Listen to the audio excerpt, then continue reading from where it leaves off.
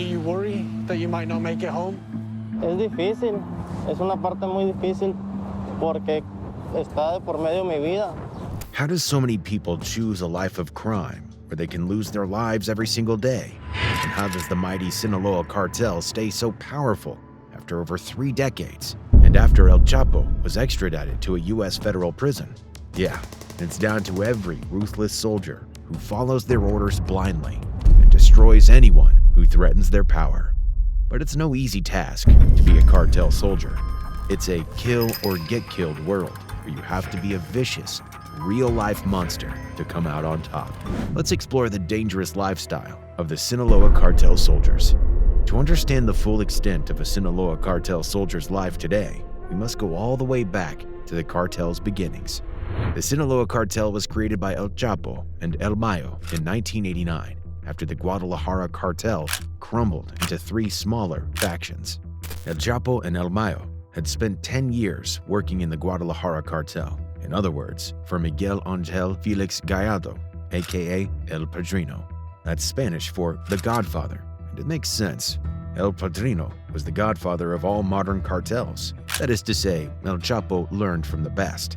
And when El Padrino was arrested, he immediately seized the opportunity and took control of the Sinaloa region of Mexico. Hence the name of his cartel.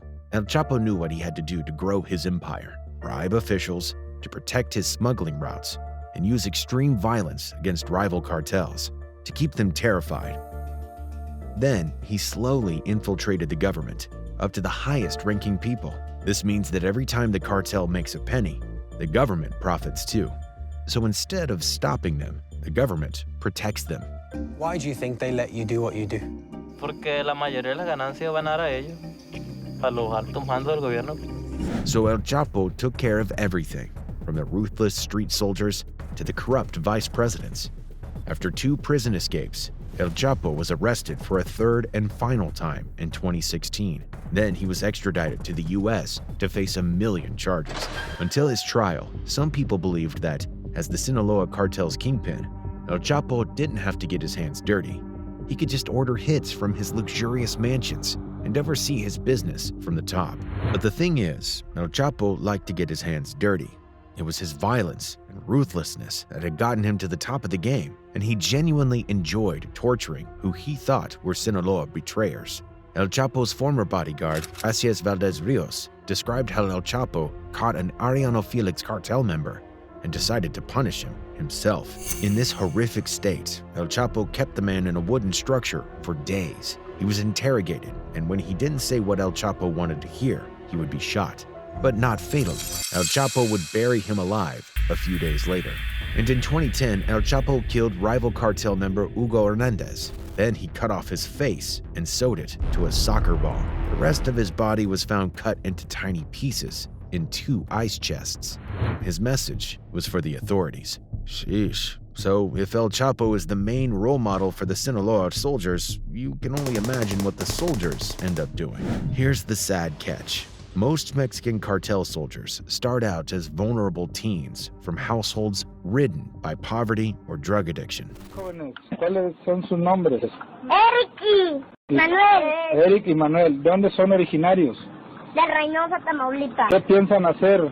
Vamos a hacer del cartel del Golfo. El cartel del Golfo. ¿No quieres estudiar tú, joven? No, eso ya es para niños chiquitos. ¿No te importa el estudio? No, nada. To little boys, cartels seem cool. They're a way to prove you're tough and brave. But once you do join, what they make you do just to prove yourself doesn't make you a man. They make you a straight-up desensitized monster. Going on 13 years old the first time I took a life. It's just one day, got invited to Mexico. I didn't know what was going on at first. And I see about 6 people kneeling down.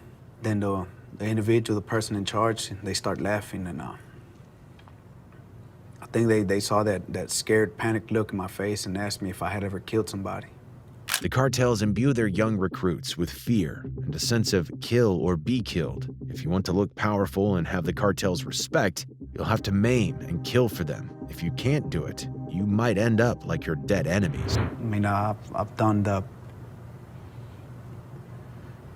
simple stuff that everybody starts doing, pulling teeth out, cutting fingers up slowly, or...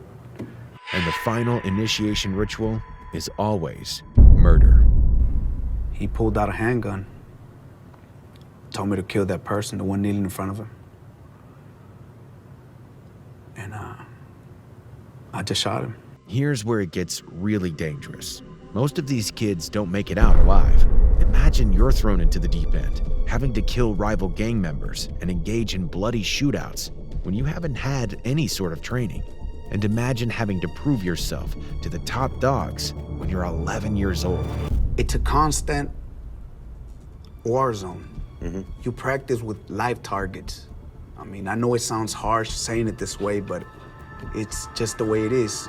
The Network for the Rights of Children in Mexico estimates that there are over 35,000 children and teens involved in cartels. If they refuse to kill, torture, or dismember, they are often killed on the spot. Bueno, ya están aquí. El que se quiere ir, que se vaya ahorita. Y corto cartucho con la pistola. Aquí la única forma que te vayas es por las patas por delante. So, yeah, you might see big, tough, scary Sinaloa cartel soldiers in videos, but most of them started out like this. ¿Cómo te llamas? Edgar, dime de Lugo. ¿Cuántos años tienes? 14. ¿Dónde te detuvieron? ¿Dónde te agarraron? Ahí en el aeropuerto. ¿A dónde ibas? ¿A dónde ibas? A San Diego, ¿Con quién ibas? con mi hermana, ¿A los cuántos años empezaste a ejecutar? los 11. So it's a classic case of survival of the fittest. The toughest, vilest, most psychopathic of soldiers make it through their teenage years and survive the very dangerous game. In the end, they become the dangerous game. How old is the little dude over there? 13. That is young, isn't it, to get involved in this game? Pues está pequeño, pero entre más pequeño más aprende y le gusta. As of 2023, the Sinaloa cartel is still the most powerful cartel in Mexico. Powerful is the Sinaloa cartel. Almost the 70% of the world is infected by this cartel. El Chapo has been inside the Florence Supermax prison for half a decade, but his drug empire is stronger than ever. His partner, El Mayo, and his four most trusted sons were left in charge. They are known as Los Chapitos, the four most trusted sons of the world's most notorious drug kingpin. As the I-Team has reported for several years, federal drug investigators here in Chicago consider El Chapo's sons in charge of the Sinaloa cartel that remains this area's largest trafficker of heroin, cocaine, and methamphetamines. And just like their dad, Los Chapitos don't shy away from inflicting pain and suffering. They now say this drug lord, nicknamed the Mouse, has ordered the murders of informants, a rival drug trafficker, and a popular Mexican singer who refused to perform at his wedding. The Sinaloa cartel has gotten so powerful that their soldiers don't just go after rival cartel members. They go after the police themselves. What we've seen in the last 20 years is some of the cartels have become much more powerful, so that it becomes the cartels actually bullying and controlling elements of the security forces. Bullying police officers means ambushing them, beating them, and sometimes even killing them in massive shootouts. This means that every day, cartel soldiers and officers are in danger of losing their lives. At a first glance, not every soldier has to deal with death. Some just guard weed ranches. Allá sembramos mota, sembramos solfia y otros negocios que no queremos que vea la gente ni el gobierno. Do the police ever come by here, you know? Así han llegado a venir, pero solo pasan por caminos y uno ya mismo, pues muchas veces le da dinero a uno, 20,000, 50,000 pesos para que no te metas en 15 días. But as soon as the police come in contact with the cartel, soldiers have to be apprehensive. The first option is always bribery. If the officers accept money, then the soldiers don't have to resort to violence. But sometimes, the police are really corrupt. Otra vez quieren mujeres y eso. So the police come here and you bribe them with women? Es lo que piden y es lo que le damos. Si ellos vienen en buen plan, pues nosotros en buen plan, nosotros cooperamos con ellos. Y si ellos vienen en modo agresivo contra nosotros, pues nosotros nomás repelemos la agresión. What about the women's consent? And what happens if a woman doesn't agree to the horrible exchange? And just what does the cartel classify aggression as? After all, they deal with it every day. They must have a pretty high threshold for it. The answer is the exact opposite. Cartel soldiers have a low threshold. Anything can be understood as aggression, even an officer looking at them the wrong way. And this is because all they've known is extreme violence. Violence is their solution to anything. This is the real problem. A Sinaloa cartel soldier will eventually kill someone, probably in their first months working for the cartel. Have you all, like, killed people with these guns? Pues sí, pero si no conoce la gente, el problema es que mate pues, uno de mis compañeros, alguien conocido, pues familia. Pero yo supongo que si no lo conoce uno no siente nada. What's more dangerous then, being in a 24/7 war zone or ending up completely desensitized to murder? It's like another human being. Does that ever, like, weigh on the conscience? You know, you think about it. Pues no. No es difícil porque si no lo llevan a uno. In a dog-eat-dog world, cartel soldiers learn they have to shoot first, and so the violence never stops. If you always think it's them or us, then you're prone to taking a life before yours is even in danger. In other words, Sinaloa cartel soldiers are afraid. They're aware of the constant danger, and their only response to this is more violence, which only perpetuates the danger. Yo creo que la violencia no se va a acabar, porque tenemos que imponer el terreno a nosotros, pues. The only hope to stop the dangerous game is people like this 13-year-old soldier. Por las drogas ya no se van a pelear y no se van a matar. If you get asked to carry on the family business, selling drugs, will you say no? No, pues estudiar veterinario. Me gustan mucho los animales. ¿Qué es tu favorita animal? Las vacas.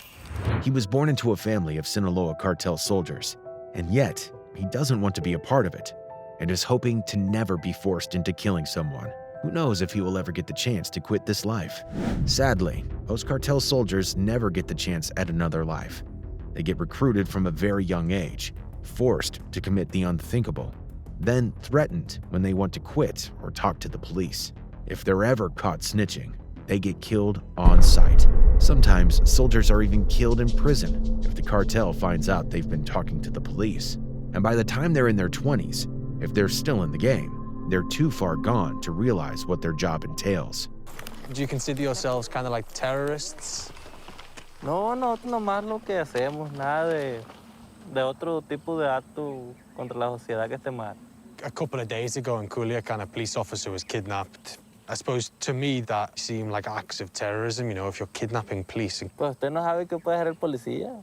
Muchas veces es un policía corrupto que hacen cosas indebidas. Pero alguna razón haber tenido para ese hecho, no, a nadie lo levantan nomás por puras ganas. Except when they are. On a much more serious note, 5 alleged cartel members are now in custody after the kidnapping and killings of 4 Americans in Mexico. Yeah, do as I say, don't do as I do, right? Cartel soldiers do like to talk about rules, honor, and justice a lot. But when you look at their deeds, well, the danger game continues. Thanks a bunch for watching. Be sure to leave a comment, and before you leave, why not like and subscribe? See you next time.